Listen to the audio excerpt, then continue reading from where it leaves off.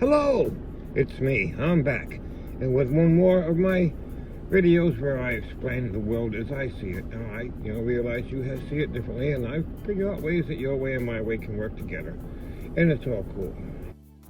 This video that I'm releasing now is like something that I was going to do later on, but because of a video that I recently saw, which I'm hoping to put a link in, learning how to do that, but she gave me something to think about along with what I was already thinking. And it's got to do with the washing of the feet and how it's not so much of somebody being superior and somebody being subjective rather than equal.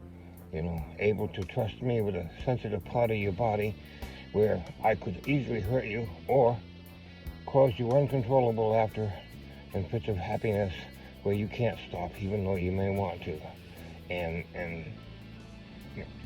it's more of a trust bond rather than superior and subjugated. And break.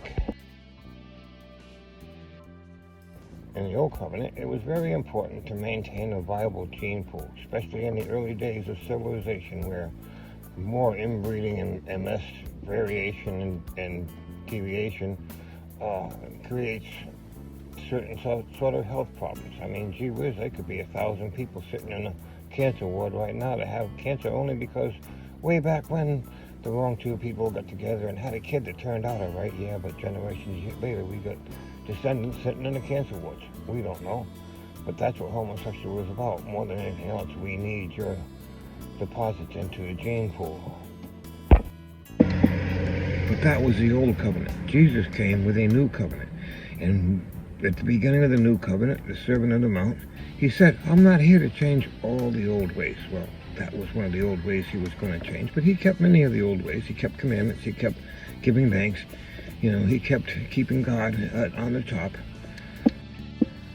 But, purity of the genetic pool is not such a big issue anymore. He did, also change violence and vengeance. It's like Jesus did say an eye for an eye and a tooth for a tooth, but he went on to say, hey, that's wrong, don't do it anymore, turn the other cheek. Well, hey, if violence is not an answer, what if the other cheek is the other cheek that people think when they think, pleasure instead of fighting? Make love, not war. He also said, do unto others as you'd have them do unto you. You wash somebody's feet because you would like having your feet washed. But, if you don't like washing other people's feet because that's disgusting, well, then you can't go around saying, hey, wife, wash my feet because you're supposed to do that. No, can't make them do it. If wife wants to wash your feet because she loves you and wants to do that for you, cool, you can have it. But you can't make them if you don't want to, if you won't do that because it's too disgusting.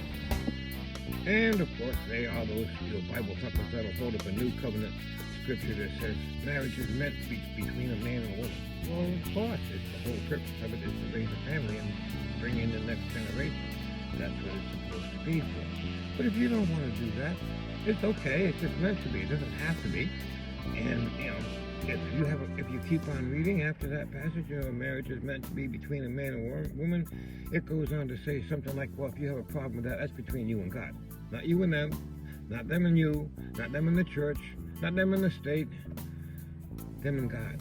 If they have a problem with this situation, yeah, bring it up with God. If you're cool with it, God's cool with it. It's meant to be this other way, but it doesn't have to be. I mean, I envision a woman that has to have two men.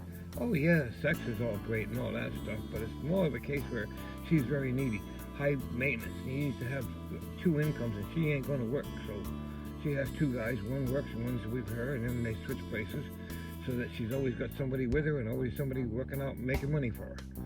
And the other stuff, well, that's up to them because it's them, not God. It's just, is it a happy, nurturing, loving relationship, or is it, use and abuse? And, well, you want a dominant matrix and you're into either one of those, and that's cool for you, well, then it works. He doesn't care.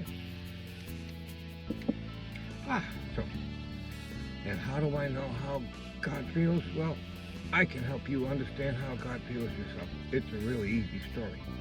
Okay, and it kind of goes like this. Okay, it's your story, but you have two kids, one boy, one girl. One's gay, one's straight. You get to pick out which one is which. Because if at the end of this you want to change, that means you need to have a conversation with God, or your shrink, either one, or both, doesn't matter, as long as you get it. Start off with the gay one. Always end a monogamous relationship and got sexually active kind of late. Not too late, but still always in a monogamous relationship and always a better person for it, like noticeable. Like, hey, what happened to Chris? You don't seem to be hanging out with Chris anymore because you don't want to say, hey man, you were better when Chris was hanging out with you. But, you know, it's like, well, we don't see from Chris anymore. I mean, I used a sexually neutral name so that you can use whatever one you like better, so I go with Chris. Fun ones. And when they finally come out, it's only because they want to adopt a child, a couple, and they're going to get married and adopt a child, which, you know, you're not too happy about because, well, maybe not, it doesn't matter. Anyways, then after they adopt a child, they come out because they want to adopt a child, and they have a happy, healthy, nurturing Christian home. And they raise the child in a positive environment with positive reinforcement and Christian values, who gets honor rolls, who gets honor rolls and good jobs, who gets honor rolls and into a good college and ends up with a good job, who has a good marriage. It's also a healthy, nurturing environment, and your grandchildren are also getting honor rolls in school. And you know, you're getting old, and your retirement party's coming up, and your birthday party's coming up, and you're going to retire, and it's going to be a big family reunion, and everybody's there. Okay, now, time for the straight one. Anyways, so now for the straight child. Straight child got into sex really early. Drugs, rock and roll, anybody, anywhere, anytime, anything, it don't matter, it's fun. Yes, do videos, and do drugs, and then do more videos, and then more drugs, and a little bit of prostitution to get better drugs. And, you know, it's all about the drugs, in which they, of course, end up in rehab. And in rehab, they find Jesus and come out, find the right partner, straight, of course, and they get married and have children. And it's not a happy marriage. It's an abusive one. And, oh, yeah, your child is the abusive one. Again, doesn't matter if they're straight, doesn't matter who they are. It's just, you know, your child is the abusive one. And of course, being raised in an abusive environment, their children also get into sex, drugs, and rock and roll early, and that cycle continues. Okay, so now that we got the background, here we are at your retirement party. Okay? Now, at the party, one of your children stands up.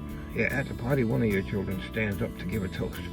All that I am, the life that I have lived, everything I've been through, and the person I am that's come out at the other side, and seeing my offsprings, and seeing my descendants having the lives that they're going to have, I have to say I owe it all to this man right up there.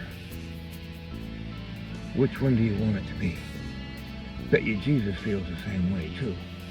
Okay? It's not who you're doing it with, it's how you treat them. It's not what you're doing, it's how you treat them. Is it loving and nurturing, or is it abusive?